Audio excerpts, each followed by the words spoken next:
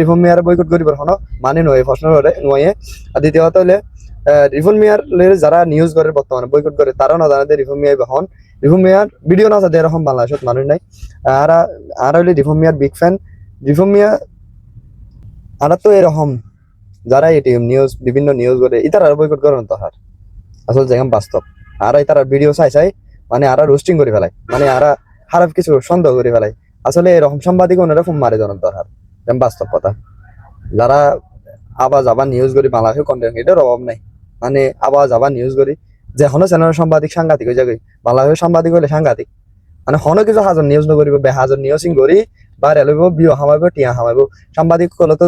বিভিন্ন জায়গা যায় মানে ভিডিও নকরি টিয়া হামাই যাবে ক্যাশ 30 40 50 এরকম বালা একটা নিউজ করি নার ভিতরে হামিন নেই কথা বুঝছো না। তো আর রিফর্ম মিয়ারে বেকুন আগর মতো লাইক কমেন্ট শেয়ার করছে মধ্যে রিফর্ম মিয়ালে সাধারণ ব্যক্তি দিনে আনি দিনে হাই কার মিস্ত্রি কিন্তু ও সেলিব্রিটি হয়ে কন্টেন্ট বহুত বড় কিন্তু তার তার মধ্যে কি নাই অহংকারী বানায় আরা দেখিয়ে দিই কিন্তু ওর ব্যক্তিগত জীবন লয় আর গাটাগাটি নগরলে পাইতাম আর দুজনের ব্যক্তিগত জীবন লয় গাটাগাটি মানে ফালতু হয় করেন আর কিছু না নিজের ব্যক্তিগত নিজের মাথা তেল দিয়া আরেকজনের মাথা তেল দিতে হয় নিজের ইয়াতালা হয়ে দেখি আরেকজনের জীবন লয় গাটাগাটি নগরী নিজের জীবন লয় গাটাগাটি করো নিজের মাথার তেল দাও তারপর আরেকজনের মাথার তেল দিব সিদ্ধান্ত লইবে মানে ইন ব্যাকিং পাও